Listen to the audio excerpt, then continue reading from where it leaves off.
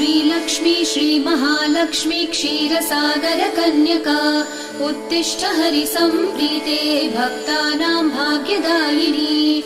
श्रीलक्ष्मी श्रीमहालक्ष्मी क्षीरसागरकन्यका उत्तिष्ठ हरिसम्प्रीते भक्तानां भाग्यदायिनी। उत्तिष्ठोत्तिष्ठ श्रीलक्ष्मी विष्णुवक्षस्थलालये उत्तिष्ठ करुणापूर्णे लोकानां शुभदायिनी।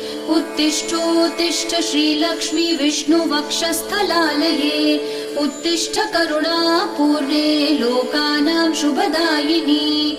श्रीपद्ममध्यवसिते वरपद्मनेत्रे श्रीपद्महस्तचिरपूजित पद्मपादे श्रीपद्मजातजननी शुभपद्मवक्त्रे श्रीलक्ष्मी भक्तवरदे तव सुप्रभातम्।